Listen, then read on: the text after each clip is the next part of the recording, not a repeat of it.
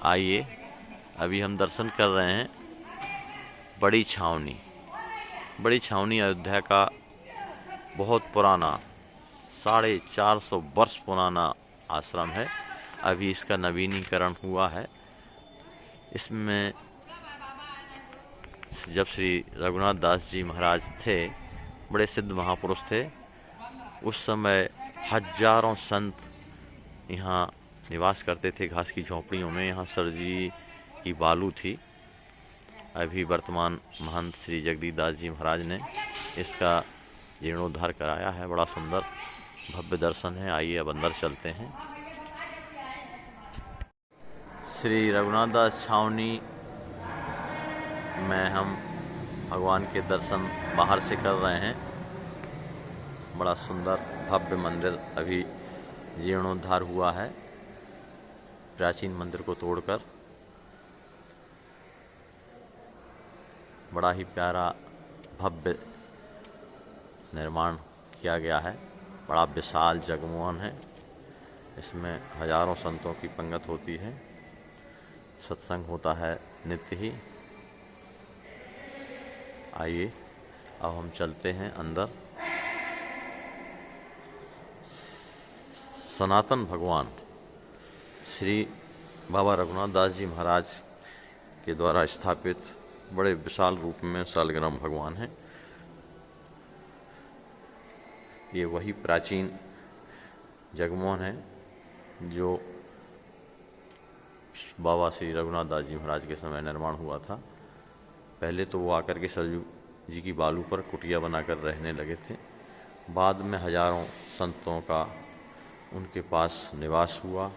खूब संत सेवा होती थी।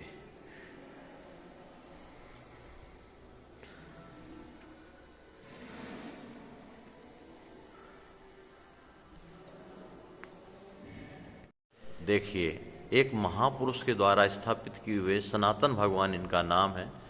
ये बहुत प्राचीन, आज से 450 वर्ष पुराने भगवान के हम दर्शन कर रहे हैं। और उनके आगे जो है जुगल सरकार बैठे हुए हैं। और भी बगल में जो है लखनलाल जी के दर्शन हो रहे हैं। नीचे शालिग्राम भगवान के भी दर्शन हो रहे हैं। ठंडी के दिन है, बढ़िया सूटर पहने हैं ठाकुर जी सब। और हमारा सौभाग्य है कि इतने बड़े सिद्ध महापुरुष के भगवान के आज हम लोगों को दर्शन मिल रहे हैं, जो अत्यंत दुर्लभ हैं। और हमारे सामने पुजारी जी महाराज खड़े हुए हैं। पुजारी जी महाराज, आपका शुभ नाम क्या है? वृंदावन दास। वृंदावन दास जी, वाह! नाम वृंदावन दास जी है और रघुनाथ जी की सेवा में हाजिर रहते हैं आप।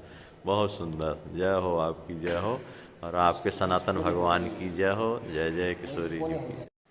देखिए, अभी हम जो श्री रघुनाथ दास जी महाराज के पधारे हुए ठाकुर जी के दर्शन कर रहे हैं, ठीक इनके बगल में एक ऐसे सिद्ध शंकर भगवान जी पधारे हुए हैं जिनके लिए कुछ वर्षों पहले प्रयास किया गया कि ये कोने में पड़ रहे हैं, तो इनको जो है अलग मंदिर बनवा करके प्रतिष्ठा की जाए।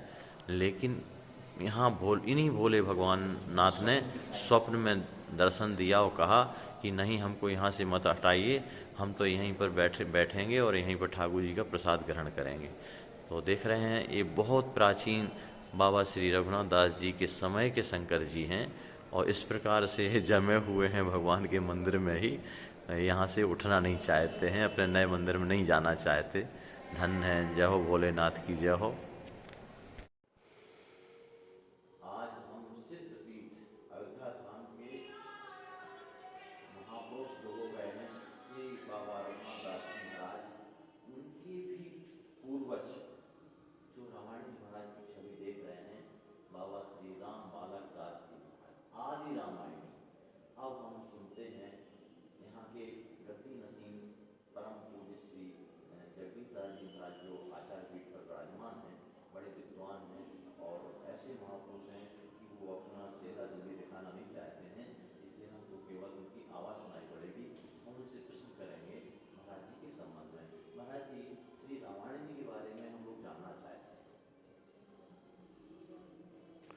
पूज्य श्री बाबा राम बालक दास जी महाराज जो आदि रामायणी जी के नाम से विख्यात हुए, बाबा श्री राम बालक दास जी महाराज बाबा श्री जगन्नाथ दास जी महाराज के कृपा पात्र में से हैं। सर्वप्रथम पूज्य बाबा श्री रघुनाथ दास जी महाराज, द्वितीय बाबा श्री जगन्नाथ दास जी महाराज, उन्हीं के कृपा पात्र हुए बाबा श्री स्वामी राम बालक दास जी महाराज, जिन्होंने श्री रामचरितमानस गोस्वामी जी महाराज जी के कृत उसका उन्होंने पठन पाठन, पूजन विधि, मास पारायण आदि ये सब श्री महाराज जी का ही बनाया हुआ है। गीता प्रेस गोरखपुर से वो लोग किसी का नाम देते नहीं हैं। मानस पीयूष आदि में ये उल्लेख केवल बाबा श्री राम बालक दास जी महाराज करके रहता है। अन्य जगह उन लोगों ने निकाल दिया अपने प्रेस से, पर ये श्री महाराज जी यहीं के पूर्वजों में से हैं। उनका आज भी कुआं विद्यमान है जिसमें स्नान करते थे। आज भी उनका मौल श्री का वृक्ष है जहाँ पर वो निवास करते थे, और रामचरितमानस का अनर्वत यहाँ पर वो समस्त संतों को अध्ययन कराते थे। जितने भी रामायणी श्री अवध धाम में हुए वो प्रायः सब श्री बाबा राम बालक दास जी महाराज के ही कृपा पात्रों में से हैं। बहुत ही विद्वान, अवध से बाहर ना जाना आदि आदि ये सब उन्हीं का कृत्य था, बाबा श्री राम बालक दास जी महाराज का। अब कृपा करके महाराज जी श्री बाबा हम जो दर्शन कर रहे हैं श्री रघुनाथ दास जी महाराज जो सिद्ध महापुरुष हो गए हैं, उनके संबंध में आप अपने कृपा करके हम लोग को जानकारी प्रदान करेंगे। इनके माता पिता कौन थे, कहाँ जन्म हुआ, फिर कैसे जो है ये अध्याय। पूज्य बाबा श्री स्वामी रघुनाथ दास जी महाराज जी सीतापुर जिले में पैंतेपुर नाम का ग्राम है, जो बुढ़वल से और महमूदाबाद के बीच में ग्राम आता है पैंतेपुर। स्टेशन भी पैंतेपुर रेलवे के नाम से घोषित हुई। श्रवण में आ रहा है कि पैंतेपुर जो स्टेशन है वो बाराबंकी जनपद में वर्तमान में आ गई, पर वो मूल ग्राम सीतापुर के नाम से पैंतेपुर स्टेशन है।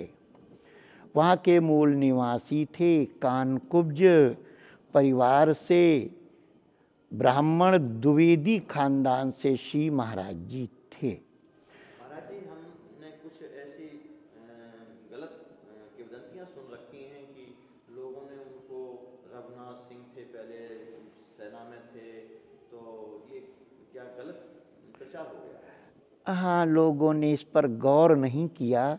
कोई भी चीज़ उन्हें बोलने से पहले अवश्य विचार कर लेना चाहिए। कतिपय कुछ 2, 4, 5 मनीषियों से साहित्य या जानकारी करने के पश्चात करना चाहिए। संभवतः उन्होंने सेना में रहने के कारण उन्होंने रघुनाथ सिंह कह दिया, पर ऐसा नहीं है। वो कानकुब्ज परिवार पैंतेपुर ग्राम के द्विवेदी जी थे। ब्राह्मण परिवार जो कानकुब्जों में से है वो थे। अच्छा, तो इनके माता पिता का नाम और फिर कैसे आगे बढ़े?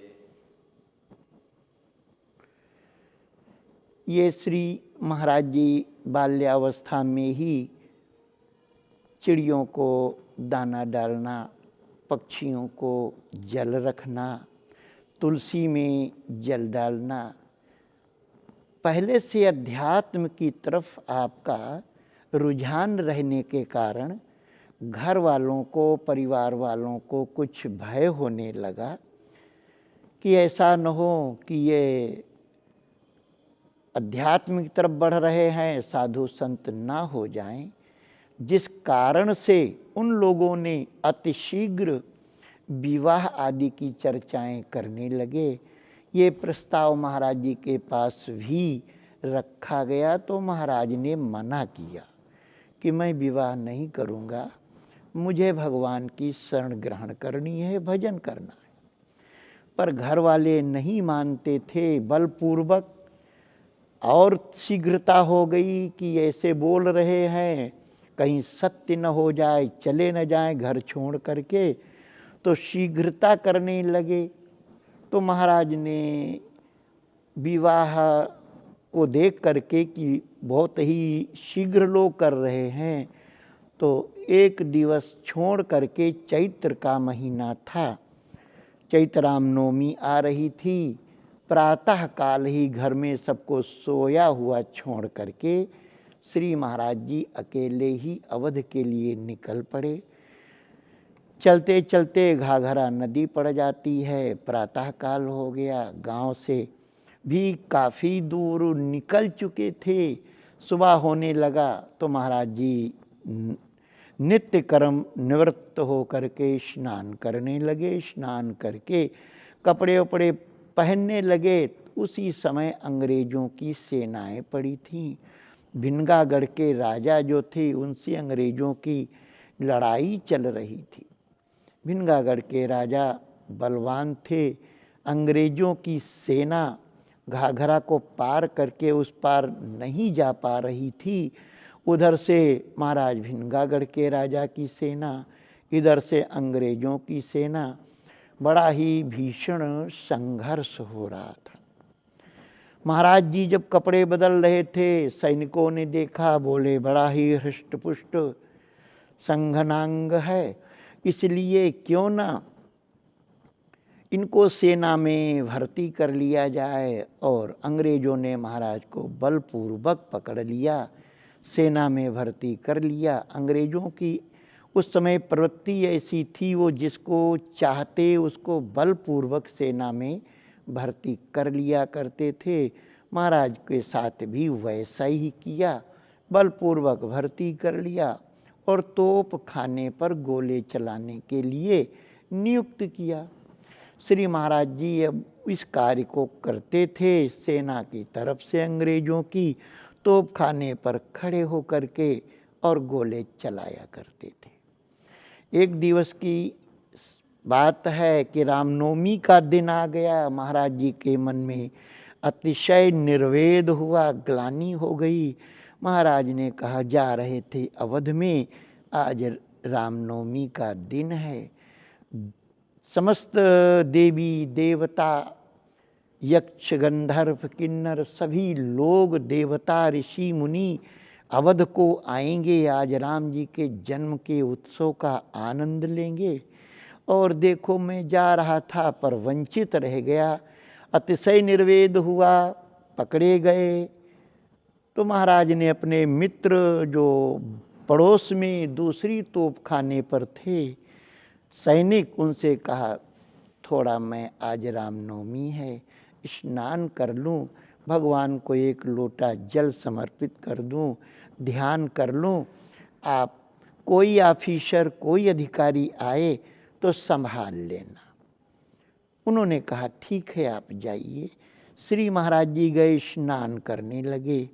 स्नान करते करते महाराज को विस्मृत हो गया, अयोध्या में उनका मन लग गया, अयोध्या के उल्लास में वो निमग्न हो गए कि आज श्री राम जी का जन्मदिन है, समस्त चारों तरफ आनंद अवध में होगा, नाना प्रकार से लोग प्रसन्न होंगे, देवी देवता सब लोग जय जयकार, राम जी के जन्म की जय घोष आदि हो रही होगी।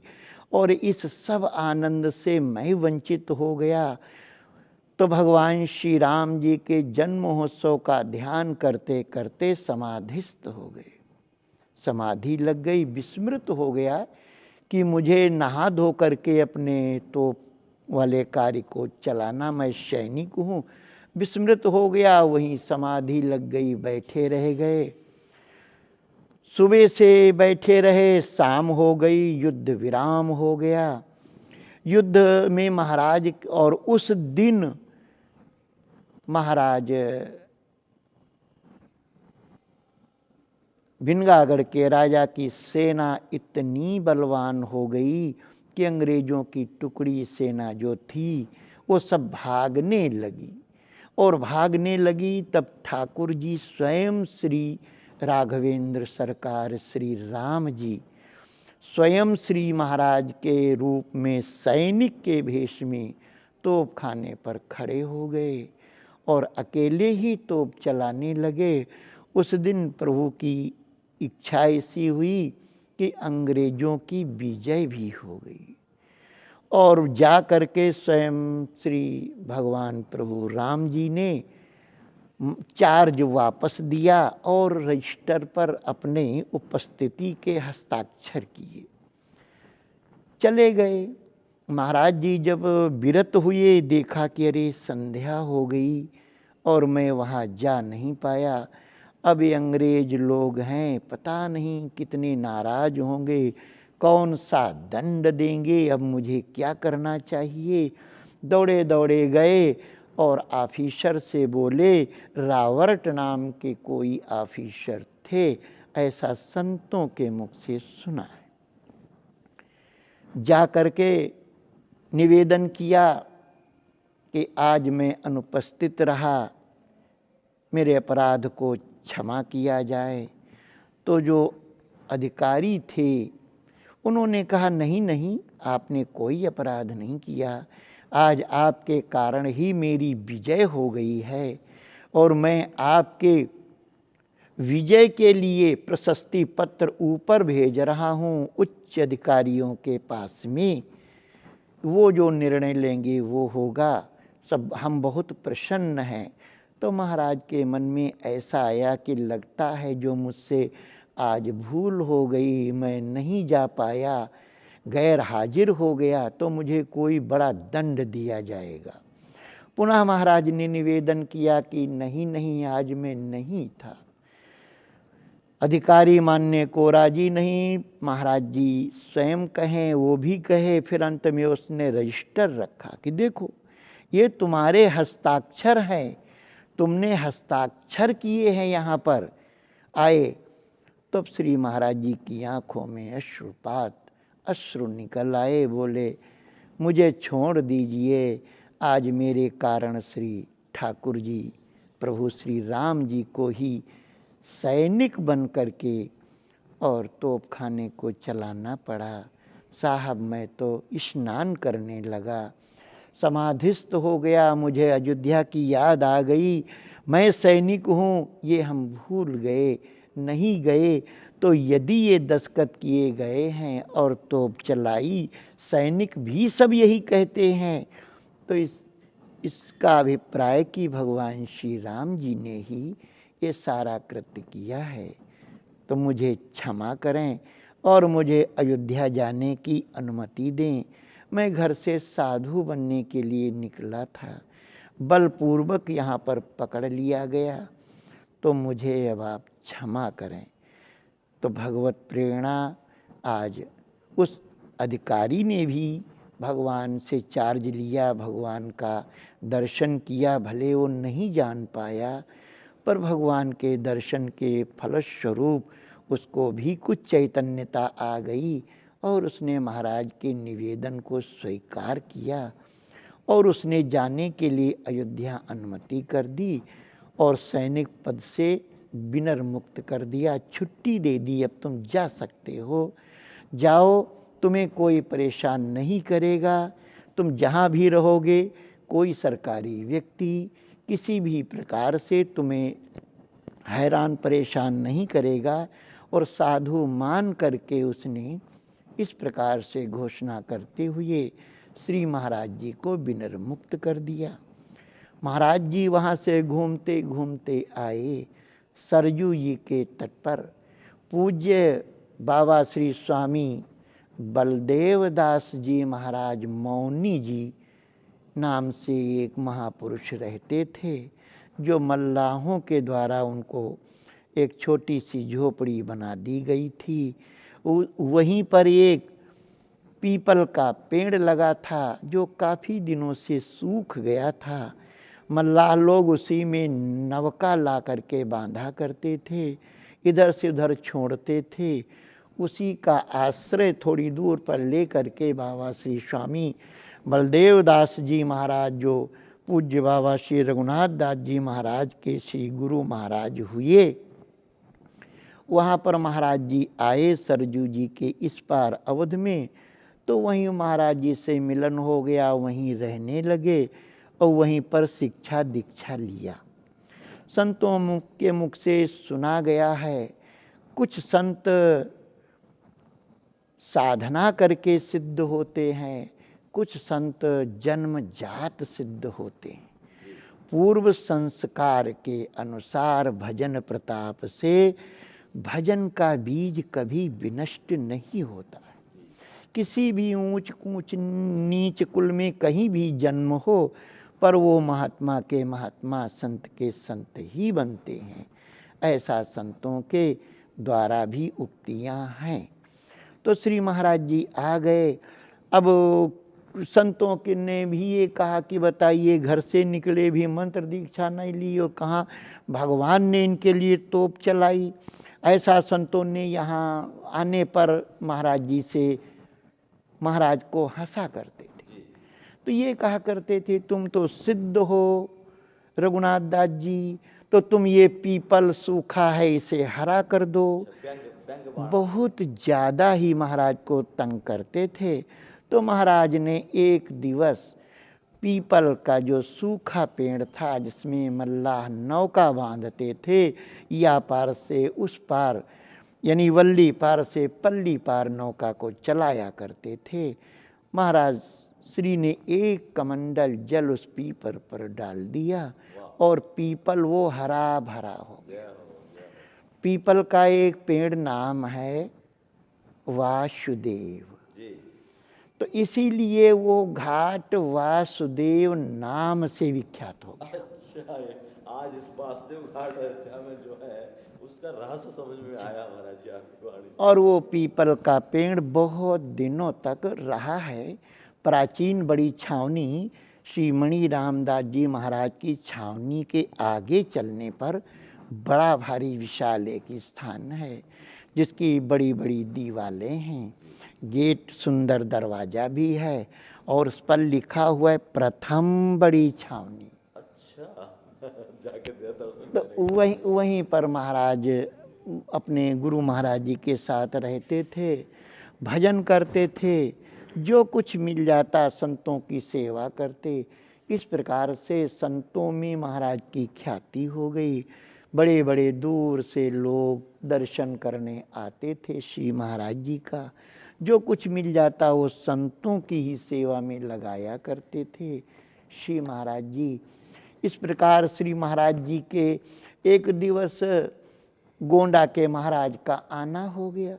ख्याति सुन करके वो आए और श्री महाराज जी के देख करके कि संत लोग बाहर बालुका में सरजू महारानी की पड़े हुए, उनको कुछ हृदय में लगा कि यदि यहाँ संतों के लिए कुछ झोपड़ियाँ, संत निवास आदि बन जाता तो अच्छा होता। महाराज जी से निवेदन किया और कुछ स्वर्ण मुद्राएं मंत्री के द्वारा महाराज के संकेत पर, महाराज के सामने राजा के संकेत पर चढ़ा दी गई। तो महाराज जी उस समय असरफियां सोने की चलती थी क्या? जी, अच्छा, तो ये महाराज गिन्नी जी, मोहर आदि। ये अवधि काल आज हम सन 2022 में वार्तालाप कर रहे हैं, तो महाराज जी का जीवन काल लगभग 400 450 वर्ष के आसपास। हाँ, लगभग 450-500 वर्ष, क्योंकि महाराज जी के ऊपर काल का असर नहीं होता था। और पहले के साधु संत भी बड़े दीर्घायु होते थे, विशुद्ध भगवत भक्त और आचरण सुंदर दिनचर्या वाले होते थे। आयु भी लंबी लंबी हुआ करती थी, ऐसा भी संत बताते हैं और देखा भी गया है। आज भी 100 वर्ष तक 108 वर्ष के महात्मा अवध में होकर के साकेतवास गए हैं। जी।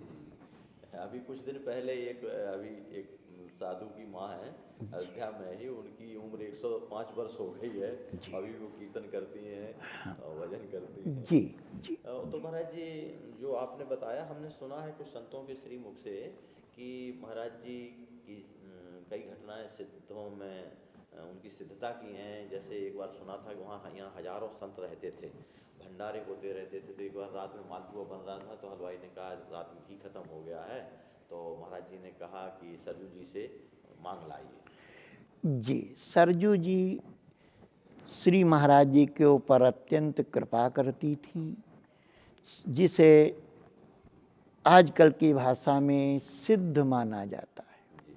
तो माता जी सरजू जी श्री महाराज जी के ऊपर बड़ी दयालु सिद्ध थी। श्री महाराज जी अयोध्या के राजा ने कह दिया कि आप मेरे राज्य से बाहर निकल जाएं, वेश्या को लेकर के चले आए दर्शन करने। श्री महाराज जी बड़े विनम्र पूर्वक निवेदन किया कि महाराज, आप महारानी को लाए होते तो बहुत अच्छा होता, आप वेश्या को ले आए, मंदिर है, नहीं लाना चाहिए।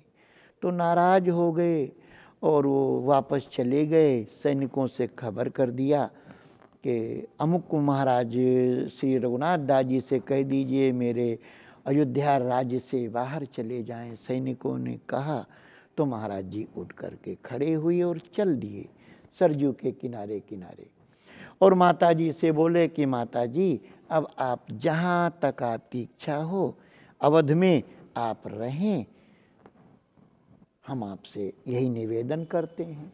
तो सरजू जी चली आई और बड़ी छावनी के सामने तक, यहाँ तक सरजू जी प्रायः आ जाती थी। आज के 50 वर्ष पूर्व, 50 साल तक सरजू जी यहाँ, ये जो बड़ी छावनी वर्तमान में है, यहाँ तक सरजू जी प्रति वर्ष आती थी।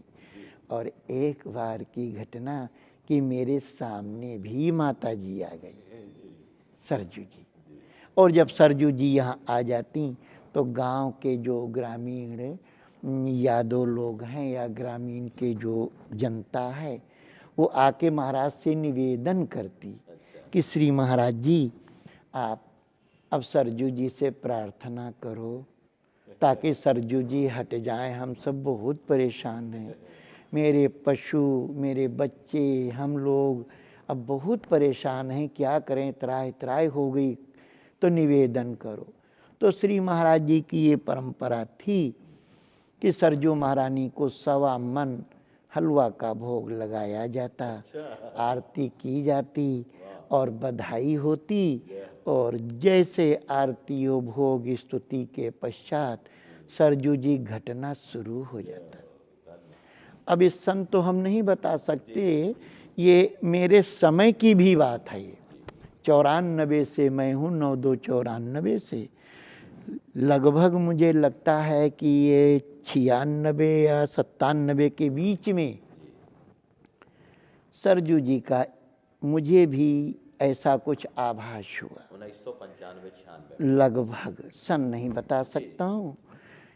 कमरे में हम सोए हुए थे और कई जगह से 1, 2, 3, 4 जगह कुंडियाँ लगी, बंद था अंदर से, और एक महिला, पतला सा शरीर है और हरी साड़ी पहने हुए, सिर से आधा सिर ढका हुआ, और कमरे के दरवाजे के पास में मुझे स्वप्नावस्था में खड़ी हुई दिखाई दी।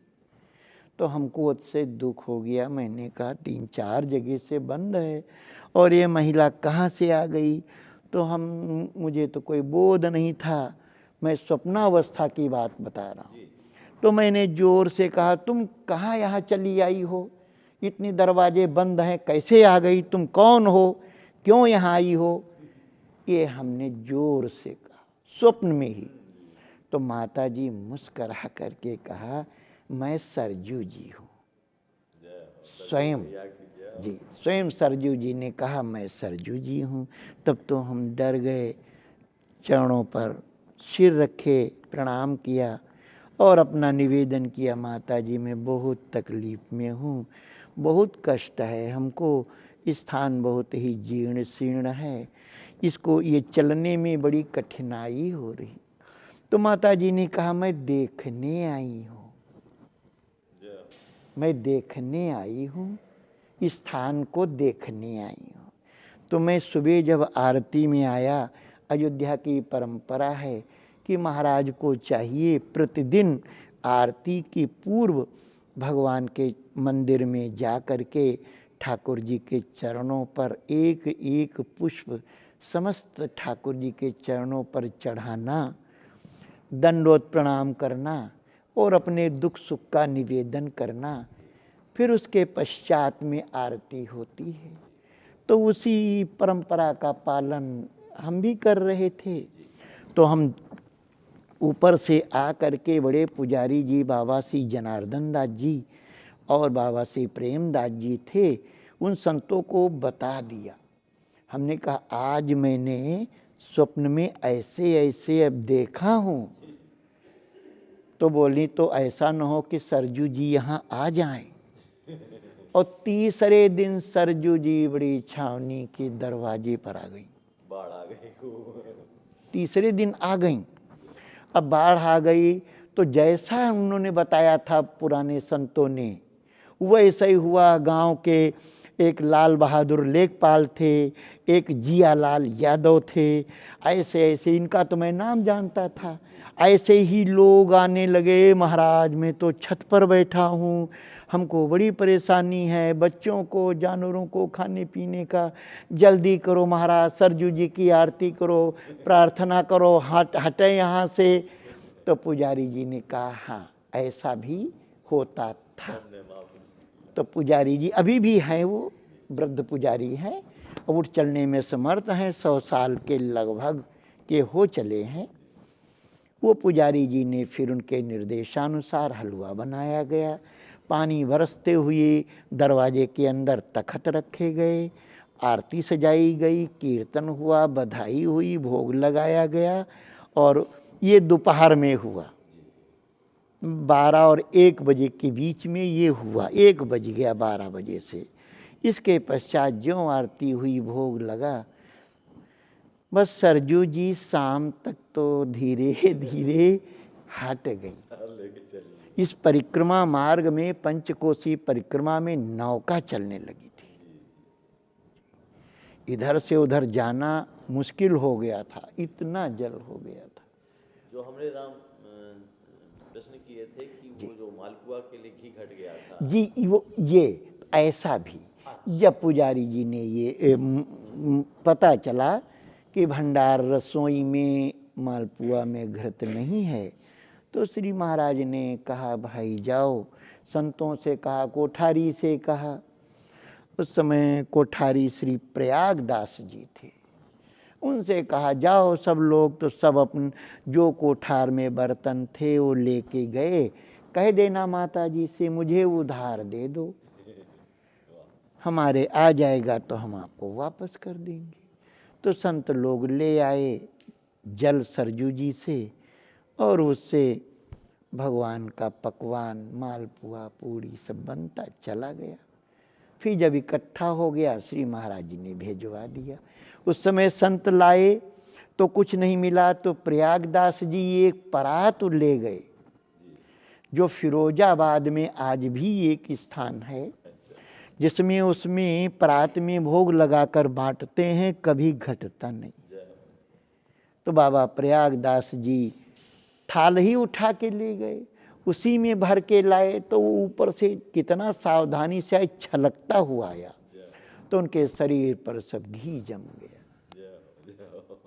जहाँ जहाँ छलका, प्रयागदास जी फिरोजाबाद में शहर में स्थान है, इस समय अतिक्रमण में हो रहा है, वहाँ पर केला देवी का मंदिर बना दिया, कोई वैष्णो देवी का, आदि आदि करके। वहाँ गुरु गोविंद साहब की भी समाधि है, वहीं प्रयागदास जी का था। और एक बार सुना था महाराज जी संतों के द्वारा कि जो रेलवे लाइन महाराज जी के समय में निकलने वाली थी तो आदेश हुआ कि आप जगह खाली कर दीजिए। उन्होंने कहा हम तो सरजू मैया की गोदी में बैठे हैं, जिसको जो करना हो करता रहे, हम यहाँ से हटेंगे नहीं। तो फिर लाइन शासन को घुमाना पड़ी। जी, संतों के मुख से अवध के संतों को प्रायः जितना मालूम है उतना मुझे भी नहीं मालूम। अयोध्या के संत बड़े बड़े मनीषी सब जानते हैं। वैसे ये सिद्धि चमत्कार कहने वाली वस्तु नहीं होती है। जो वैष्णव परंपरा के संत हैं, रामानंदी वैष्णव या अन्य भी वैष्णव, वो सिद्धियां करते नहीं हैं। वो तो स्वतः ही सिद्धियां उनके शरीर से, दर्शन से और उनकी सेवा करने से जो घटित हो जाती हैं घटनाएं, वो सिद्धि में परिणित हो जाती हैं। पर वो सिद्धि करने और दिखाने के उद्देश्य से वो संत नहीं रहते हैं। सदा रहें अपनपो दुराए, सब विधि कुशल कुबेश बनाए, संतों की रही। महाराज जी कुछ बाबा रघुनाथ दास जी महाराज का क्या कोई दोहा वगैरह कुछ? महाराज जी से कई बार लोगों ने पूछा। एक बार तो पूछा आपकी उपासना क्या है? बोले मेरी उपासना कोई उपासा ना जाए, कोई भूखा ना जाए, उपासा ना जाए। हमारी उपासना है कि कोई उपासा ना जाए, ये उपासना है, कोई उपासा ना जाए। और भी श्री महाराज ने कहा को हमारे घर घर फिरे, नावे माथ अनाथ, सहजवानी रघुनाथ की, भजी जानकी नाथ। कौन हमारे इधर उधर द्वारे द्वारे भिक्षावृत्ति करे, बस रघुनाथ जी पर भरोसा करो, वही सब चीज़ पूरी करते हैं, कहीं जाने की जरूरत नहीं। तो आज तक 6 गुरु महाराज हो गए, 7वां ये शरीर भी है। आज तक श्री महाराज जी के आज्ञा का पालन होता है। स्थान के बाहर न जाने की प्रक्रिया है। कभी भी कोई आज तक गुरु महाराज स्थान से बाहर अवध में भी कभी नहीं जा सके, और आज भी वो हो नियम महाराज का है। हम सुन रहे हैं एक ऐसी जगह पर, ऐसे महापुरुष, सिद्ध महापुरुष की तपोभूमि पर हम बैठे हैं, बड़ी छावनी जिसका नाम है, और जो वर्तमान मोहन जी महाराज बता रहे हैं, एक ऐसा अद्वितीय अयोध्या धाम का ये आश्रम है जहाँ का नियम है कि जो गद्दी नसीन अर्थात जो व्यवस्थापक होंगे, महंत होंगे, वो कहीं आश्रम से बाहर नहीं जाएंगे, यहाँ तक कि अयोध्या में भी नहीं जाएंगे। बाहर किसी के यहाँ भिक्षा मांगने की तो बात ही नहीं है। बस यहाँ केवल किशोर जी, राम जी सारी व्यवस्था संभालते हैं। तो महाराज जी जो आपने चर्चा में संदर्भ में बताया कि 6वीं पीढ़ी पर आप हैं, 7वीं पीढ़ी पर हैं, तो हम देख रहे हैं बाबा रघुनाथ दास जी महाराज के बगल में बाबा जगन्नाथ दास जी महाराज की छवि के दर्शन हो रहे हैं। वो दूसरे महाराज जी, हाँ गुरु महाराज। और फिर बाबा जगन्नाथ दास जी महाराज के बाद में तीसरे बाबा श्री ईश्वर दास जी महाराज। जो बाबा श्री ईश्वर दास जी दर्शन कर रहे हैं जी, तीसरे नंबर पे महाराज जी। उसके बाद चौथे बाबा श्री स्वामी बाबा कौशल किशोर दास जी महाराज। फिर शास्त्री श्री राम प्रताप दास जी महाराज हुए। फिर गुरु महाराज श्री बाबा प्रेम नारायण दास जी महाराज हुए। ये 6 महापुरुष। रामायणी जी महाराज, वो तो अपने किसी से भजन पूजन पठन पाठन किसी से कोई मतलब अन्यथा नहीं था। वो दैनिक सत्संग करते थे, संतों को श्री रामचरितमानस पढ़ाते थे, संत सब सुनने आते थे और रोजाना उनका कथा होती थी। उन्हीं के सब शिष्य अयोध्या में रामायणी हुए और वही तभी से रामचरितमानस पठन पाठन होता है, पूजन विधि है, अंगन्यास करन्यास है, गोस्वामी जी का बनाया ये नहीं है, ये बाबा पूज्य श्री राम बालक दास जी महाराज का है। इसीलिए पूजन में है तुलसीक नमस्तुभ्यम मिहा गच्छे सह प्रिया। हे तुलसीदास जी, आपको नमस्कार है, आप यहाँ पधारो, सपरिकर के सहित पूजा आप स्वीकार करो। तो यदि गोस्वामी जी की है तो वो कैसे अपने कहते, ते श्री महाराज का बनाया हुआ है। और रामायण में इसे अभिलेख भी है, जो पुरानी राम है उस रामायण है उसमें जो लिखा हुआ है कि श्री महाराज ने ये सब बनाया है। आज हमारा सौभाग्य है कि इन क्षणों में उन महापुरुष की चर्चा हम कर रहे हैं जिनके लिए, जिनकी सुरक्षा और सेवा के लिए साक्षात रघुनाथ जी ने उनका सिपाही का रूप धारण करके अंग्रेजी शासन में और ऑटोमेटिक रूप से जो है तोप के गोले दागे। धन्य है ऐसे महापुरुष और उनके आचार्य गद्दी में शोभा प्राप्त कर रहे हैं हमारे वर्तमान महंत जी महाराज। इतने सरल स्वभाव के, इतने विद्वान होते हुए भी और इतने सरल हैं और कोई भी अपना प्रचार प्रसार नहीं चाहते हैं। दैनता के साक्षात मूर्ति हैं, भजनानंदी महापुरुष हैं। और महाराज जी, हमने आपको कष्ट दिया, इसके लिए क्षमा कीजिएगा। जय जय सीताराम, जय जय श्री